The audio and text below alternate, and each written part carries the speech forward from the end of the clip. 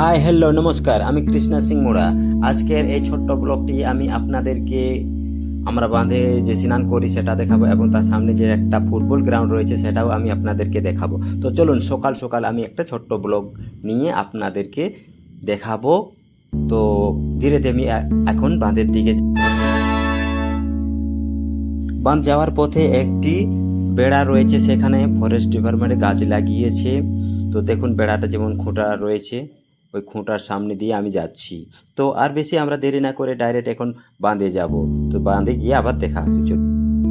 তো guys, finally আমি এখন এই বাঁধের মধ্যে পৌঁছে গেছি। তো আপনারা অবশ্য অনেকেই জিজ্ঞাসা করবেন যে তুমি এখন সোয়েটার পরে আছো কেন? কারণ গতকালকে আমাদের দিকে বৃষ্টি হয়েছিল। তো সকাল সকাল দেখছি পুরো ঠান্ডা লাগছে।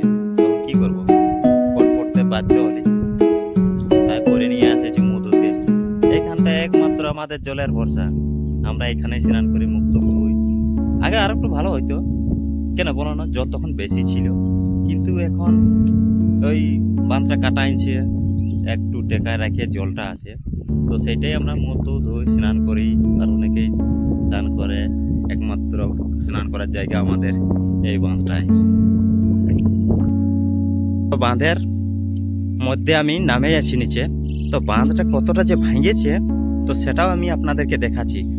পাশে গিয়ে দেখলে পরে বুঝতে পারা যাবে যে বাঁধটা কতটা হাইট ছিল এবং ভাঙে করে এখন কতটা নিচে নামে গেছে। দেখুন, এদিকটা হচ্ছে বাঁধ, এদিকটা জল রয়েছে, আবার এখানে একটা টেকান দেওয়া হয়েছে। তো তার নিচটা নামলে দেখতে পাবে যে কত উপর। দেখো, এই দেখ, এই উপর দিক থেকে নিচে দেখতে গেলে অবশ্য নিচের কত গভীর রয়েছে সেটা বুঝতে পারবে না। নিচে নামলে পরে দেখা যাবে যে কত হাইট ছিল। নিচে দুটো যে মোগরা দুটো দেখছো পড়ে আছে কেমন ভাবে এলোমেলো হয়ে। তো জলের এতই যে গতি স্রোত, মাটিকে ধুইয়ে প্লেন করে নিয়ে যায়। তো পাশেই একটা একটা মাঠ রয়েছে বিরাট বড়। সেই মাঠটাকেও আমি তোমাদেরকে দেখাবো। চলুন। একটা মাঠ, এটা হচ্ছে হডিংপুর ফুটবল ময়দান। আমরা এখানেই খেলাধুলা করি, বড় হয়েছি। এই যে মাঠটা দেখতে পাচ্ছ, খুবই বড়। এখানে ফুটবল খেলা হয়, ক্রিকেট খেলা হয়। তো বর্তমানে এখন ছেলেগুলো সব স্কুলে থাকে, তো বিশেষ করে আর সেরকম খেলাধুলা আর হয় নাই।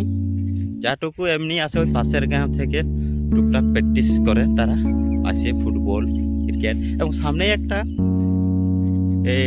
ছোট বাচ্চাদের স্কুল রয়েছে, তারা এসে বিকালের সময় আবার সকালের সময় এসে খেলাধুলা করে।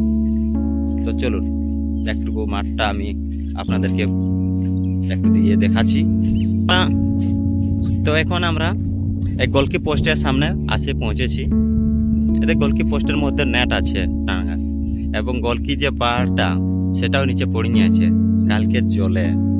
কালকে এত জোরে জল আইলো, হাওয়া আইলো।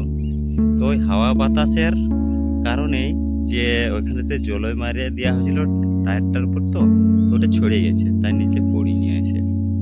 তো এটাও একটা, আমি আমাদের ওই খেলোয়াড় প্লেয়ারকে একটু বলবো যে তোরা এটা একটু জলই মেরে ঠিক করে দে, পরে গোলকি পোস্ট হলে ভালো হয়ে যাবে কে।